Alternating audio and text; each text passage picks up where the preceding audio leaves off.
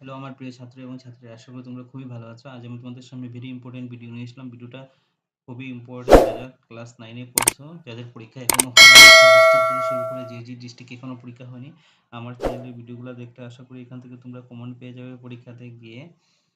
চলো শুরু করা যাক আজকের ভিডিও। আজকে আমি তোমাদের সোশ্যাল সায়েন্সের যে পলিটিক্যাল অ্যান্ড ইকোনমিক্স, যেটা রাজনীতি এবং অর্থনৈতিক প্রশ্নটা আছে, রাজনৈতিক পলিটিক্যাল সায়েন্স এবং তোমাদের ইকোনমিক্স, রাজনীতি এবং অর্থনৈতিকের সকল প্রশ্ন উত্তর নিয়ে আসলাম। যেগুলো দিচ্ছি এগুলো পড়লেই অর্থনৈতিক এবং রাজনীতি থেকে যা প্রশ্ন আসবে এর বাইরে থাকবে না, তুই দেখে নেবে 100% গ্যারান্টেড এখান থেকে প্রশ্ন থাকবে। ভিডিও দেখা মাত্রই সবার সাথে ভিডিওটাকে শেয়ার করে দেবে। চ্যানেলটা নতুন দেখে থাকলে সাবস্ক্রাইব করে বেল আইকনটা বাজিয়ে রাখবে, কারণ তোমাদের 9 এর জন্য খুবই ইম্পর্টেন্ট। ক্লাস 11 যারা পড়ছো তাদের জন্য খুবই ইম্পর্টেন্ট। 11 আমি সকল কোয়েশ্চেন পেপার আনসার সহিত দিয়ে দেবো, এবং ক্লাস 9 এক একটা করে আজকে থেকে শুরু করলাম। সব দিন তোমাদের ভিডিও পাবে। ক্লাস 9 এর প্রমিস পুরো পেয়ে যাবে।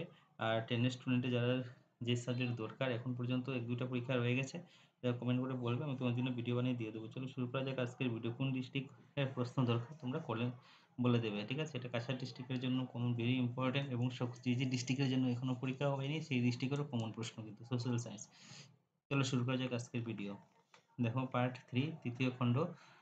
প্রথম প্রশ্ন দেখো, write the definition of economy given by Robinson. রবিনসের দেওয়া অর্থবিজ্ঞানের সংজ্ঞাটি লিখো। 2 নম্বর প্রশ্ন দেখো, what is the per capita income, মাথাপিছু আয় কি? তারপরে give two characteristic of the presidential from the government. রাষ্ট্রপতি প্রধান সরকার দুটি বৈশিষ্ট্য উল্লেখ করো। What is mean by the principle of separation of power, ক্ষমতার পৃথকীকরণ নীতি বলতে কি বুঝো? তারপরে দেখো, discuss the reasons of the getting the special signification by the system of the alliance government at present.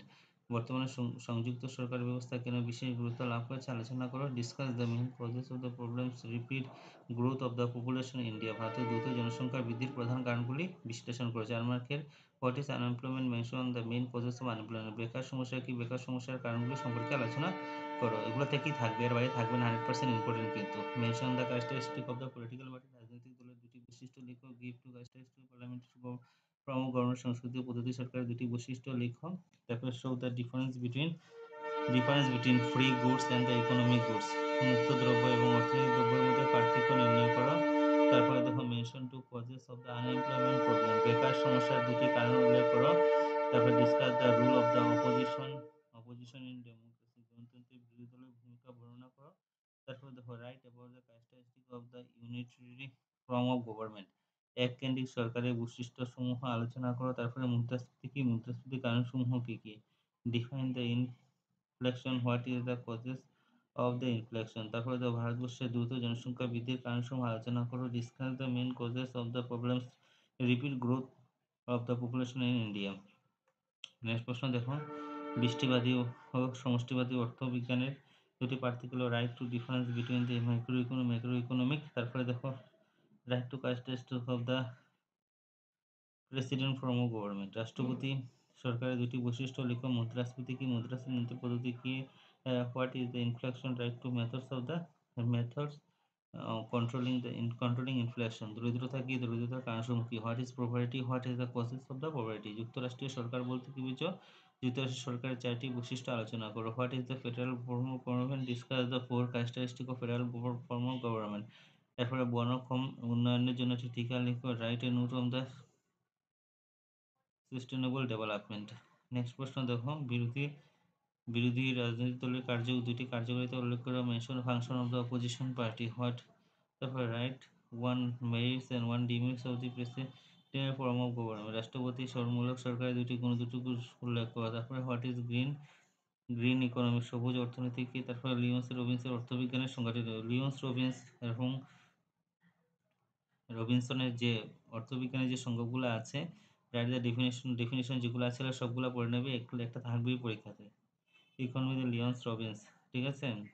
তারপরে দেখো, write four merits of alliance government, কি বলুন? মোর্চা সরকার 4টি গুণ উল্লেখ করো। তারপরে write about the characteristic of the federal form of government, যুক্তরাষ্ট্রের সরকারের বৈশিষ্ট্যসমূহ আলোচনা করো। তারপর what is the main cause of the poverty line, discuss Bharatvarsha দরিদ্র সীমারেখার কারণ আলোচনা করো। তারপর explain with the example of the importance of the study of economic এর হচ্ছে উদাহরণসহ অর্থবিজ্ঞানের অধ্যয়নের প্রয়োজনীয়তা ব্যাখ্যা করো। এগুলো হলো তোমাদের অর্থনৈতিক এবং রাজনৈতিক ভেরি ইম্পোর্টেন্ট কোয়েশ্চন। এগুলো আনসার বের করে সেখানে যদি আনসারের দরকার হয় কমেন্ট করে বলবে। তাহলে আলাদা করে ভিডিও বানিয়ে দেব। আনসারগুলো খুব ব্রড হয়ে যাবে। তার জন্য ভিডিওটা ছোট করার জন্য আমি আনসার ব্লগের সঙ্গে দেইনি। তারপর তোমাদের নেক্সট ভিডিওতে তোমাদের ইতিহাস কোয়েশ্চন, হিস্ট্রি এবং জিওগ্রাফি আলাদা আলাদা করে দিয়ে দেবো। তোমরা যেগুলা দেবো এগুলো ভালোভাবে পড়ে নেবে। এখান থেকে পরীক্ষা থাকবে, এর বাইরে থাকবে না।